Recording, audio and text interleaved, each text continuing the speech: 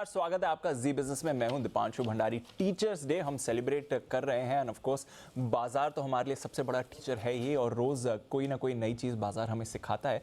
पर हमने सोचा कि इस टीचर्स डे पर अनिल जी से उनका अनुभव जानेंगे इस बाजार में एंड मोर इम्पॉर्टेंटली अगर आपको अच्छा पोर्टफोलियो बनाना है और अच्छा स्टॉक पिकर बनना है, किस तरह से आपको एक बढ़िया शेयर चुनना है या फिर अगर आप शेयर में निवेश कर रहे हैं तो क्या क्या चीज़ें हैं जो आपको ध्यान में रखनी चाहिए, ये जानने की कोशिश की जाए। तो आज टीचर्स डे स्पेशल पर शेयर चुनने के गुरु मंत्र ये हमें सिखाने वाले हैं जी बिजनेस के managing editor Anil Singhvi sir.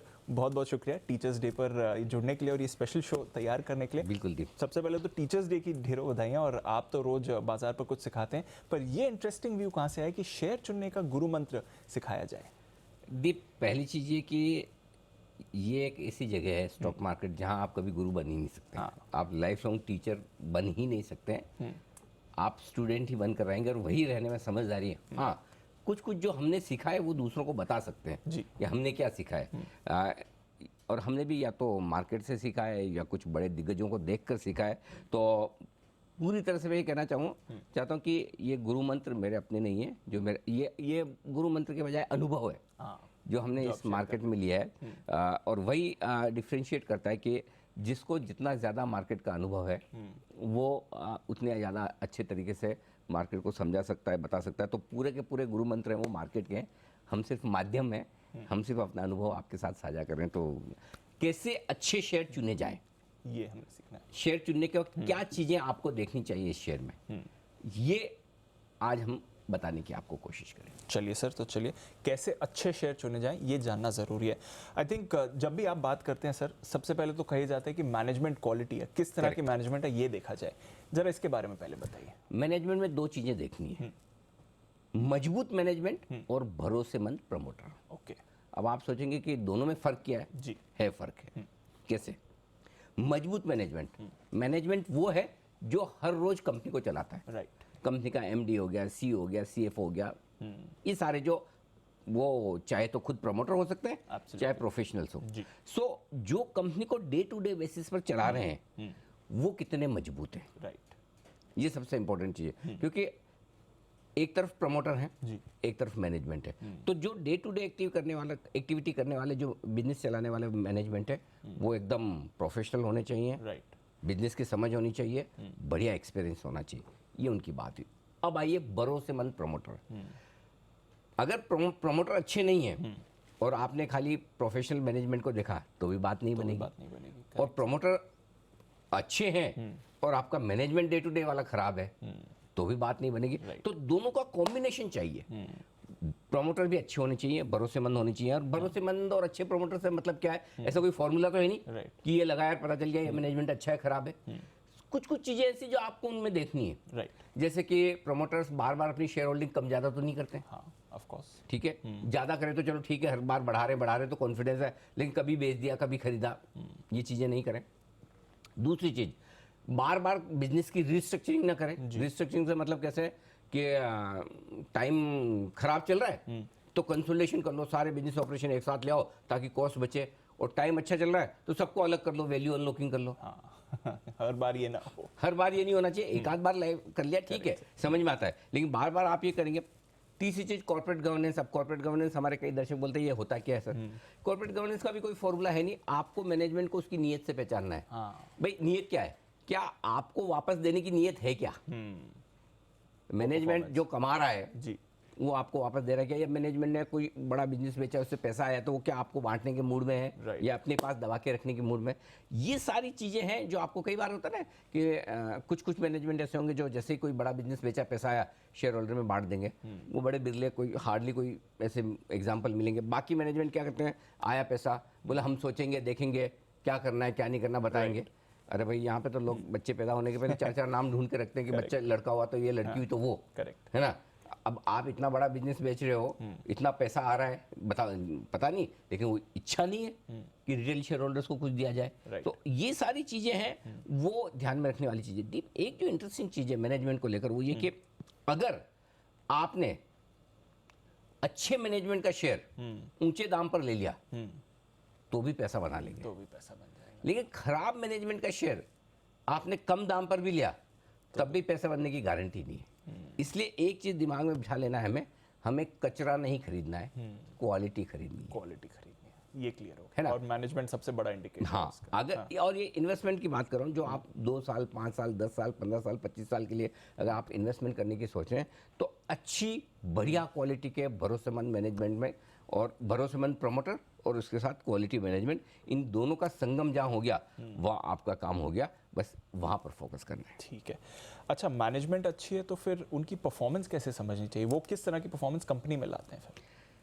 देखिए, सिंपल सी चीज़ है कि आपको कंपनी का ट्रैक रिकॉर्ड देखना है, 5 10 15 साल का, जो आपको ठीक लगे वो वाला आप ट्रैक रिकॉर्ड देखिए। एक तरह से ये समझिए कि जो मैनेजमेंट है, जो प्रमोटर है, वो आपके लिए भगवान है। आपको शेयर खरीदने के बाद एक बार ऐसा समझिए रोज उसकी पूजा करनी है, क्योंकि भगवान ही आपको प्रसाद देगा। करेक्ट है ना? और वो प्रसाद के तौर पे मिलता है आपको डिविडेंड। राइट, ठीक है, करेक्ट सर। और कभी कभी बड़ी पूजा होती है तो मतलब खाली प्रसाद वो हाथ में नहीं, पूरा वो भोग लगता है, भोजन होता है, प्रसादी होती है, तो वो होता है आपके लिए कभी बोनस शेयर आ गया। राइट, ठीक है ना? तो क्या आपका मैनेजमेंट लगातार आपको डिविडेंड देता है, ये आपको देखना है। डिविडेंड का और बोनस शेयर वगैरह देने का उनका ट्रैक रिकॉर्ड क्या है। ठीक है, एक तो ये कि आपको साल दर साल आपको डिविडेंड मिलता रहे तो वो रेगुलर इनकम आ रही है। दूसरी तरफ से कि प्राइस एप्रिसिएशन, आप शेयर में निवेश करके 2 तरीके से कमाते हैं, एक डिविडेंड मिला उससे और दूसरा आपके शेयर का दाम बढ़ा उससे। बोनस तो ठीक है, नंबर ऑफ शेयर बढ़ जाते हैं, वैल्यू घट जाती है, वो एक अलग चीज़ है, वो बुक एंट्री ज़्यादा है। सो अगर शेयर का दाम भी आपका बढ़ रहा है तो अच्छी कंपनी का जो शेयर होगा, जिसका track record, financial track record बढ़िया होगा, वो धीरे धीरे आपका शेयर का दाम बढ़ता रहेगा और वहाँ पर आपको फ़ायदा होगा। अब आपको अंदाज़ा ये लगाना है कि कौन सी कंपनी कितने समय के लिए डिविडेंड देती है, कब से दे रही है। फॉर एग्जांपल, आप मुझे 2 साल से जानते हैं तो थोड़े ज़्यादा जानेंगे, जो लोग मुझे 2 महीने से ट्रैक कर रहे हैं वो हमें कम पहचानेंगे, जो लोग 15-20 साल से बचपन से मुझे जानते हैं वो ज़्यादा अच्छी तरीके से जानते हैं कि अनिल सिंह भी कैसा है। करेक्ट। सो आप अपनी कंपनी को जितना ज़्यादा लंबे समय से जानेंगे पहचानेंगे, उतना आपको समझ में आएगा कंपनी के बारे में, कंपनी के मैनेजमेंट के बारे में, बिजनेस के बारे में। तो मैं तो कई बार कहता हूँ कि जिस कंपनी में आप निवेश करना चाहते हो उसकी कुंडली बनाओ, पूरी डिटेल लिखो कि मैनेजमेंट के बारे में पढ़ो, लिखो, समझो क्या करते हैं, क्या नहीं करते हैं, क्या प्रोडक्ट हैं, कौन कौन लोग हैं, कौन कंपनी चला रहे हैं। जितना ज़्यादा आप समझेंगे उतना आप सही डिसीजन ले पाएंगे। तो कंपनी के मैनेजमेंट और कंपनी का ट्रैक रिकॉर्ड जितना ज़्यादा आप देख सके उतना बढ़िया। Understood sir.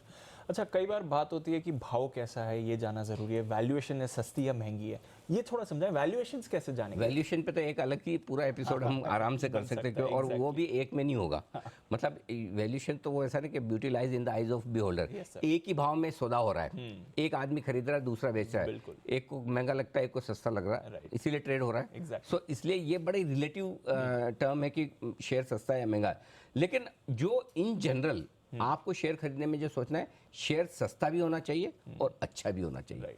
अब कोई अच्छा है तो सस्ता क्यों होगा और सस्ता है तो अच्छा क्यों होगा? एग्जैक्टली, ये सोचना बिल्कुल सही है, गलत नहीं है। लेकिन कभी कभी ऐसा होता है, ऐसी सिचुएशन बनती है दीप कि जब आपको अच्छे शेयर सस्ते मिले। फॉर एग्जाम्पल, कोविड का टाइम हुआ, सब गिर रहे हैं, अच्छे शेयर भी गिर रहे हैं, खराब भी गिर रहे हैं। राइट। कोई बीच बीच में करेक्शन जब आते हैं, तब सिर्फ मार्केट में करेक्शन है उस वजह से अच्छे शेयर भी गिरते हैं। राइट। तब आपको वैल्यूएशन। और बाकी एक और चीज़, अगर आप ये सोचे कि मुझे सबसे बढ़िया शेयर चाहिए और सबसे सस्ते दाम में चाहिए और जहाँ रिस्क खत्म हो जाए, वो आमतौर पर पॉसिबल नहीं है। वो पॉसिबल तभी होता है जब कोई एक्स्ट्रा ऑर्डिनरी सिचुएशन बाजार की हो। और उस सिचुएशन में आपको ये ध्यान रखना, हाँ इस कंपनी के बारे में मुझे पता अच्छी है, अब ये भाव गिरा है क्योंकि सब गिरे हैं, अब मुझे लेना है। सो ये चीज़ ध्यान में रखना बहुत जरूरी है। आपको क्या करना है, 2 पैरामीटर देख लीजिए, कंपनी का मैनेजमेंट अच्छा है, ट्रैक रिकॉर्ड अच्छा है और भाव सस्ता आ गया, बस ले लेना है। दूसरा ये कि वैल्यूएशन आपको दूसरे जो कॉम्पिटिटर्स है, समझो आप कोई मेटल स्टॉक खरीद रहे हो तो उस सेक्टर की 5 कंपनियां देख लो, राइट, उनकी साइज देख लो, उनकी प्रोडक्ट की लीडरशिप देख लो और उसके हिसाब से आप वैल्यूएशन कंपेयर कर लो। So overall market, sector, competitor, इन सबको मिला के आप देखेंगे तो आपको पता चल जाएगा कि मैं जो शेयर खरीद रहा हूँ वो सस्ता है कि नहीं। समझ गया। सो थोड़ा सा वो ध्यान लगाकर खरीदेंगे तो आपके अच्छे शेयर में सही भाव में एंट्री हो जाएगी। सही भाव में एंट्री हो जाएगी। सर, इतने सारे फैक्टर्स आपने समझा दिए, बट इन सब के बीच वाकई में कंपनी कितनी अच्छी है ये कैसे पता चलेगा सर? देखो, वैसे तो एक बार निवेश करने के बाद से पता चलने लगता है कि वो शादी का लड्डू है, खाए तो बचता है, ना खाए तो। शेयर भी ऐसा ही है, नहीं लो तब तक लगता है नहीं लिया नहीं लिया नहीं लिया, और लेने के बाद लगता है क्यों लिया क्यों लिया क्यों लिया। वैसा वाला हाल है। सो इसका तरीका सिंपल है कि बाहर से आप देखेंगे तो आमतौर पर जिन इन्वेस्टर्स को आप समझदार मानते हैं, म्यूचुअल फंड्स हुए हैं, एफआईज हुए हैं, कोई बड़े जाने माने नाम हुए, जरूरी नहीं कि वो सारे के सारे समझदार ही हों। Right. और अगर समझदार हैं तो भी सारे के सारे उनके स्टॉक सही निकले। आप झुंझुनवाला साहब का भी पोर्टफोलियो देखेंगे तो टॉप 5 स्टॉक ने उनका 90% पोर्टफोलियो बनाया है। Absolutely. है ना? 50 खरीदे होंगे, उसमें से 5 ने काम कर दिया। Right. तो वो 5 कौन से, वो तो बाद में पता चलता है ना, 15 साल 20 साल बाद, आज थोड़ी पता है। Exactly. Correct? So, आपको देखने के लिए ये देखना है कि पहली चीज तो है कि अगर बड़े इन्वेस्टर्स ने पैसा लगाया तो अपना कॉन्फिडेंस बढ़ जाता है। राइट। अच्छे लोग पैसा लगा रहे हैं और ये हमसे ज़्यादा पढ़कर लगा रहे हैं, हमसे ज़्यादा इन्होंने रिसर्च की होगी, 4 बार मैनेजमेंट से मिले होंगे, बात की होगी, समझा होगा कि भाई आगे फ्यूचर आउटलुक क्या है। सो वो एक अगर आप देखते हैं तो आपका थोड़ा सा कॉन्फिडेंस बढ़ जाता है। अब फंड्स में भी अलग तरह के फंड्स होते हैं। जी। कोई फंड ऐसा है, आप अपने जैसे ब्रोकरेज रिपोर्ट रोज देखते हैं ना, राइट सर। किसी ब्रोकर की रिपोर्ट पे स्टॉक भागता है, किसी पे हिलता भी नहीं है। एग्जैक्टली। क्यों? ब्रोकर पे भी फर्क पड़ता है बिल्कुल। कि किसी अच्छे फॉरेन ब्रोकरेज की रिपोर्ट आई तो उसके पीछे लोग पैसा लगाते हैं, खरीदते बेचते हैं। Correct. सो फंड भी कौन से हैं? जाने माने बढ़िया अच्छी क्वालिटी के वेल स्टेब्लिश रेस्पेक्टेड फंड है या ऐसे आलू चालू फंड है? हाँ। सो अच्छे नाम वाले फंड है तो आपको पता है कि भाई ये फंड है, ये कॉम्प्रोमाइज नहीं करते हैं, ये अच्छे पे शेयर खरीदते हैं, वहां ध्यान रखते हैं। रखना है। ठीक है। अच्छा सर, कर्ज की काफ़ी बात होती है। हाँ। डेट को हम अच्छा भी मान लेते हैं, कभी बुरा भी मान लेते हैं। कितना इंपॉर्टेंट रहता है कर्ज, और प्रमोटर ने कितना कर्ज लिया, कंपनी ने कितना कर्ज लिया, जब आप ये डिसाइड कर रहे हैं? तो आपको दोनों तरह के लोग मिलते हैं मार्केट में। एक वो लोग होते हैं कि जो पूरी जितना पैसा बचाते सारे इक्विटी में, हाँ। और दूसरा वो कि मतलब मैं तो हाथ ही नहीं लगाता शेयर के, मेरे को तो खरीदना ही नहीं है, इस तरफ जाना ही नहीं है। राइट। दोनों तरफ के इन्वेस्टर्स गलत है। Okay. जो 100% डेट में लगाते हैं एफडी में, वो भी गलत है। जो 100% इक्विटी में लगाते हैं वो भी गलत है। Right. ठीक उसी तरह से वो सारी कंपनियां जो 100% कैश में है, डेट फ्री है, वो भी हो सकता है शायद थोड़ी गलत हो। और जो 100% ओवर बर्डन है, भारी भरकम कर्ज ले रखा है, वो भी गलत है। लेकिन दोनों में से फिर भी अगर एक चुनना है तो जिन्होंने कर्ज नहीं ले रखा है या कम कर्ज है, क्योंकि क्या होता है कई बार है ना, कुछ इंडस्ट्री ऐसी हैं जहाँ आप बिना कर्ज लिए ग्रो नहीं कर सकते।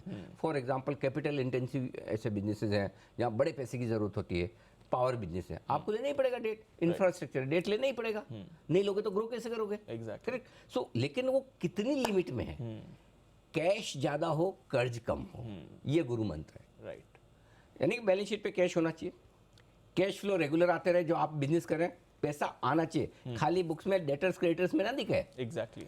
नेट कैश फ्लो पॉजिटिव होना चाहिए, गल्ले में पैसा आया ना। एग्जैक्टली। उधार में तो बिजनेस कर लो, आप खोल दो दुकान गांव में और बोले मैं दूंगा उधार, 6 महीने बाद आके पैसा, 2 दिन में माल खाली आपका, एग्जैक्टली।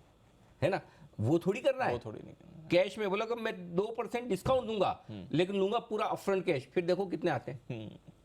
एग्जैक्टली। है ना? सो आपको देखना ये। अच्छा, दूसरा क्या, अगर कैश आपके पास में है, डिविडेंड कंपनी ज्यादा देगी। राइट। कैश आपके पास है, कोई बढ़िया मौका आया, आप तुरंत नया बिजनेस शुरू कर सकते हो या उसी बिजनेस में एक्सपांशन कर सकते हो, कोई एक्विजिशन करना तो कर सकते हो। तो सीधी बात यह है कि जिस बैलेंस शीट पर कैश ज्यादा है उस पर ज्यादा भरोसा करें। Understood sir. अच्छा, कई बार ये भी होता है कि प्रमोटर्स शेयर गिरवी रखते हैं, इसको कैसे समझना है सर, और क्यों रखते हैं गिरवी शेयर? मतलब और भी तरह से तो आप कर्ज उठा सकते हैं, गिरवी क्यों रखते देखो, गिरवी रखना अपने आप में बहुत बुरी बात नहीं है, नेगेटिव है, लेकिन आपको ये समझना चाहिए कि प्रमोटर के गिरवी रखने का पर्पस क्या है। हाँ। एक तो प्रमोटर शेयर गिरवी रख के अपना बंगलो बना रहा है, बड़ा लग्जरी गाड़ी खरीद रहा है, घूम रहा है फिर रहा है, उस पैसे को कैसे इस्तेमाल कर रहा है? दूसरा है कि प्रोडक्टिव यूज है। Right. वो लेकर वही उससे जो पैसा आया कोई बिजनेस में ही लगा रहा है ना? तो और वो रिलेटेड बिजनेस में लगा रहा है, अनरिलेटेड बिजनेस में नहीं। करेक्ट। सो गिरवी रखकर उस पैसे का इस्तेमाल कैसे करें, अगर वो पता चल पाए तब तो बहुत बढ़िया। राइट। लेकिन हर केस में आपको पता चलेगा नहीं चलेगा। क्योंकि एक्सचेंजेस क्या बोलते हैं, आपने जितने गिरवी रखे उसकी जानकारी दो। जी। ये कहीं नहीं लिखा कि क्यों गिरवी रखा है उसकी जानकारी दो। Right. पर्पस क्या है वो तो फिर वो आपको पता लगाना रहा। बिल्कुल। हम ये कहते हैं कि गिरवी, जिन प्रमोटर्स की इक्विटी, जिनके शेयर ज़्यादा गिरवी रखे हैं, वो टाइम बम है, टिक टिक टिक, किस दिन फूटेगा पता नहीं। राइट। करेक्ट। क्योंकि जब मार्केट खराब होता है, अब होता क्या है, शेयर का दाम घट गया, फिर आप बोलोगे कि जी जिससे फाइनेंशियल लेकर रखिए, या तो उसको पैसे दो या और शेयर दो और गिरवी रखो, और होता यही ना, उस समय किसके पास पैसे होते हैं? एग्जैक्टली। है ना? समय तो कोई ये थोड़ी सोचता कि 100 रुपए का शेयर मार्केट जोर से गिरा, 4 दिन में 50 हो जाएगा, और स्पेशली एफएनओ वाले शेयर। एग्जैक्टली। सो थोड़ा जो जहाँ प्रोमोटर की स्टेक गिरवी ज़्यादा है वहाँ थोड़ा सा सावधान रखना जरूरी है। उसमें मतलब अलर्ट रहना चाहिए। Right sir. हाँ, और थोड़ा बहुत हो चल सकता है, ठीक है, बट ज़्यादा गिर जैसे 80%, 90%, 100% के गिर, अरे नहीं भाई, दूर फिर रहो। तो आपको रेड फ्लैग मिल गया। हाँ, हाँ। अच्छा, चलो ये सर, ये तो रही कंपनी की बात, प्रमोटर की, मैनेजमेंट की बात, बट कंपनी किस सेक्टर का हिस्सा है ये जानना कितना जरूरी होता है, क्योंकि अल्टीमेटली वो भी एक डिसाइडिंग फैक्टर। बहुत जरूरी है, क्योंकि सेक्टर के बेसिस पे कई बार क्या होता है कि लोग दो तरीके से देखते हैं। एक, पहले कंपनी खरीदेंगे, फिर सेक्टर देखेंगे, फिर इकोनॉमी देखेंगे, फिर दुनिया भर को देखेंगे। दूसरा है कि पहले दुनिया भर की इकोनॉमी, वहाँ के मार्केट देखेंगे, फिर उसमें से हमारा देश इंडिया देखेंगे, फिर इंडिया में से कोई सेक्टर जो पसंद आ रहा है वो देखेंगे, फिर उसमें आके company. Top down, top down, bottom up, ये दो तरह की अप्रोच होती है। अंडरस्टूड। आपको क्या करना है, हम तो यहाँ के शेयर खरीद रहे हैं, तो हमें ग्लोबल और इकोनॉमी उस पर ज़्यादा इस वक्त फोकस करने की जरूरत नहीं, हम शेयर पर फोकस कर रहे हैं। तो जिस सेक्टर का शेयर आप चुन रहे हैं, उस सेक्टर का हाल क्या है, उस सेक्टर की आगे 5-15 साल की ग्रोथ क्या है। फॉर एग्जांपल टेलीकॉम है, फॉर एग्जांपल आपका इंटरनेट से रिलेटेड है, स्पोर्ट्स है, एंटरटेनमेंट है, आपको पता है ये बढ़ने ही बढ़ने, करेक्ट। लेकिन जरूरी नहीं कि टेलीकॉम में भी बीच में ऐसा समय 7-8 साल तक किसी ने कोई पैसा नहीं बनाया। Correct sir. तो आपको उस सेक्टर में किस लेवल तक का ग्रोथ है, प्लस किस लेवल तक का कंपटीशन है। ये अगर ग्रोथ तो है, हाँ। लेकिन हर दूसरे आदमी को वही काम करना है, करेक्ट। कैसे होगा फिर, हाँ, है ना। और एक और बात ये है कि कंपटीशन में भी मतलब ऐसा कि हर आदमी घुस जाए, जिसकी मर्जी आए वो बिजनेस कर ले, कितना एंट्री open बैरियर है। नहीं है। हाँ, करेक्ट, किराने की दुकान हर आदमी खोल सकता है, एग्जैक्टली। कोई लाइसेंस तो ऐसा नहीं चाहिए कि जिसको कि आपके पास ये क्वालिफिकेशन होनी चाहिए तो आप ये बिजनेस कर सकते हो। अगर हर आदमी घुस सकता है और कंपटीशन, तो नेचुरली आप फिर उतना कमा नहीं पाएंगे। एग्जैक्टली। सो ये चीज़ें आपको देखनी है कि एंट्री बैरियर है कि नहीं। अच्छा, एक और चीज़ देखनी कि सीजनल बिजनेस तो नहीं है। राइट, मेटल्स में जैसे होता हाँ, कुछ मेटल्स हैं, कुछ जैसे शुगर है, कुछ कुछ चीज़ें जो सीजनल है, तो आपको पता है ये सीजनल है, लेकिन ये सोच समझ के आपको पैसा लगाना है कि सीजनल बिजनेस वालों में लगा रहे हैं। अच्छा, जिस कंपनी में पैसा लगा रहे हैं उसमें एक चीज़ जो मैं देखना चाहता हूँ वो ये कि कुछ प्रोडक्ट तो उसके ऐसे होने चाहिए जो मार्केट लीडर हो, हाँ, भले ही सारे ना हो, है ना। अगर वो एक दो प्रोडक्ट भी अगर ऐसे बनाए जो कि मार्केट लीडर है, वहाँ तो से वो जबरदस्त है। तो आता है। वो पोजीशनिंग कंपनी की कैसी है वो देखनी चाहिए। वो चल रहा है। ठीक है सर, इस सब में जो सरकार की पॉलिसी है, गवर्नमेंट रूल्स हैं, पॉलिसी एक्शन है, ये कितना इंपॉर्टेंट फिर हो जाता है सर? ये सब सरकार की पॉलिसी तो जानना समझना बहुत जरूरी है, लेकिन कौन समझ पाता है। हाँ। लेकिन आप इतना समझ लीजिए कि कोई ऐसा सेक्टर तो नहीं है जिसमें सरकार का दखल जरूरत से ज़्यादा हो। हाँ, राइट। अगर हर 15 दिन में पॉलिसी बदलती हो, कुछ हर नया आ साल गया। में कुछ नया आता हो, दाम उसके प्रोडक्ट के ऊपर नीचे होते हो, तो इसमें थोड़ा सावधान रहने की जरूरत है। उसमें फिर क्या होता है, आप पैसा उसमें भी बना सकते हैं, राइट सर। लेकिन उसमें टाइमिंग बड़ी इंपॉर्टेंट हो जाती है। और पैसा आपका कम बनेगा या समय ज़्यादा लगाएगा, हाँ, राइट। तो उसमें स्किल सेट ज़्यादा चाहिए। फॉर एग्जांपल कोई फर्टिलाइजर हुआ, कोई शुगर हुआ, कोई दूसरी एग्री कमोडिटीज़ हुई, है ना, तो उसमें होगा ये कि आप तभी पैसा बना पाएंगे जब आपकी एंट्री और एग्जिट परफेक्ट हो। अगर वो नहीं हुआ तो फिर आपको समय ज़्यादा देना पड़ सकता है, ये सब हो सकता है। तो जहाँ गवर्नमेंट पॉलिसीज़ बार बार बदलती है, वो थोड़ा आपको क्वेश्चन मार्क करती है कि नहीं भाई दूर रहो। दूर रहो, ठीक है। अच्छा सर, आज तो अब तो ग्लोबलाइजेशन का वक्त है, हमारी कितनी कंपनीज एमएनसीज हैं, हाँ, कितना इंपॉर्टेंट रहता है कि उनका घरेलू कारोबार कैसा है और इंटरनेशनल कारोबार उनका? बहुत ज़रूरी है। और अब तो मतलब ये बहुत बड़ा पॉइंट है एक्चुअली, लिस्ट में नीचे आया, थोड़ा ऊपर आना चाहिए। इंपोर्ट एक्सपोर्ट करने वाली कंपनियों में आपको खाली इंडिया में नहीं देखना ना। एग्जैक्टली। पता चला किसी चाइना ने डंपिंग शुरू कर दी, हाँ। तो आपकी बैंड बच जाएगी यहाँ पर। आपको कहीं से रॉ मटेरियल इंपोर्ट करना है, नहीं आ रहा है, तो आपकी हालत खराब। जैसे चिप्स का हुआ था ना, सेमीकंडक्टर्स नहीं मिल रहे, लो सब कुछ है लेकिन चिप लगाने के लिए है नहीं, क्या करोगे? क्या करोगे? प्लस आप किसी देश में एक्सपोर्ट करना चाहते हैं, फॉर एग्जांपल आपका किसी एक पर्टिकुलर देश में सारा एक्सपोर्ट जाता है, अगर उसके साथ आपके देश के राजनीतिक संबंध कम या ज़्यादा हो गए, जी, राजनयिक संबंध, तो आपकी रिस्क है। तो जो कंपनियां इंपोर्ट और एक्सपोर्ट करती है वहाँ पर भी कमाई के मौके ज़्यादा होते हैं, लेकिन साथ ही रिस्क भी ज़्यादा है। सो वहाँ पर आपको ज़्यादा अंडरस्टैंडिंग चाहिए। राइट। अगर वो समझ में नहीं आए तो यहीं वाले में लगे रहो। इसी में लो। हाँ, अगर आप कोई आईटी कंपनी में, फॉर एग्जांपल फार्मा कंपनियां हैं, एक्सपोर्ट ओरिएंटेड है, लेकिन पता चला कि अमेरिका में मंदी आ गई और सारी कंपनियां आईटी के बजट 10 से 15% कम कर, ग्रोथ कहाँ से आएगी? एग्जैक्टली। सो आपको वो भी देखना है कि बाहर की कंपनियों में क्या कुछ हो रहा है। प्लस जो कंपनियां इंपोर्ट एक्सपोर्ट करती है उनकी फॉरेक्स हेजिंग किस तरह की है, नहीं तो पता चला रुपया ऊपर नीचे हुआ डॉलर के सामने, उसी में गए काम से। सो ये सारी चीज़ें इंपोर्ट एक्सपोर्ट वाली कंपनियों में जब आप निवेश करें, पहले के मुकाबले में बहुत ज़्यादा यहाँ पर पढ़ाई करने की, समझने की ज़रूरत है। ये पॉइंट बड़ा इंपॉर्टेंट है। बिल्कुल। चलिए सर, शो का नाम है शेयर चुनने के गुरु मंत्र। कई सारी चीज़ें आपने अपने अनुभव से बताई, बट कुछ अपने भी गुरु मंत्र दीजिए। और क्या चीज़ें हो सकती है जो आप सिखाना चाहेंगे? कोई इसमें ऐसी कोई खास बात है नहीं। मैं सिंपल एक चीज़ बोलता हूँ दीप, आज आपके और मेरे पास में तो पैसे नहीं है, पैसे हैं तो हमारे पास में शायद एंटरप्रेन्योर स्किल्स नहीं है, माइंडसेट नहीं है, हिम्मत नहीं है, जिगर नहीं है, इसलिए हम जॉब कर रहे हैं। राइट। करेक्ट। मैं आपको ये बोलूँ कि आपके पास इतना पैसा हो जाए कि कोई आप एक TCS जैसी कंपनी बना पाए, है ना, कोई एक IT कंपनी बना पाए, कोई एक FMCG कंपनी का बिजनेस कर पाए। आपको अपने आप से ये पूछना है कि क्या मेरे पास अगर इतना इनके जितना पैसा हो जाए तो मैं ये बिजनेस करूंगा क्या? ओके। कौन सा बिजनेस मैं करूंगा? कौन सा बिजनेस मैं करूंगा? अगर आज आपके पास में 2000 करोड़ रुपए हो फॉर एग्जांपल, और आपको एंटरप्रेन्योरशिप करनी, तो आप क्या बिजनेस करोगे? राइट। फिर उसमें ढूंढना शुरू करोगे उसमें बेस्ट कंपनी कौन सी। ये रिवर्स अप्रोच हो जब आपने ये थॉट प्रोसेस लिया है कि मेरे पास जितना पैसा होगा तब मैं वो बिजनेस करूंगा, तो फिर आप है ना बिजनेस करने के बारे में सोचो, शेयर खरीदने के बारे में नहीं सोच रहे। राइट। मुझे ये बिजनेस करना है। दूसरी बात, जो शेयर आप खरीद रहे हो, आप उसको ये मत सोचो कि मैं शेयर खरीद रहा हूँ, आप ये सोचो कि मैं इस बिजनेस में पार्टनर बन रहा हूँ, है ना। अगर समझो कोई FMCG कंपनी है जो एक पर्टिकुलर प्रोडक्ट बना के बेचती है, मैं भी इस बिजनेस का पार्टनर हूँ, भले वो 99% का, मैं 1% का हूँ, मैं 0.01% का हूँ, मैं 100 शेयर का हूँ, बाहर 10 करोड़ शेयर है, लेकिन हूँ तो पार्टनर ना। राइट। जब आप, और पार्टनरशिप तो आप रोज रोज नहीं करते, रोज रोज नहीं तोड़ते। शेयर तो रोज खरीदो बेचो सुबह शाम। Correct sir. लेकिन पार्टनरशिप जब आप करते हैं, जिस दिन पार्टनरशिप कोई करते हैं, आप ये सोचते हैं ना जिंदगी भर चले, राइट।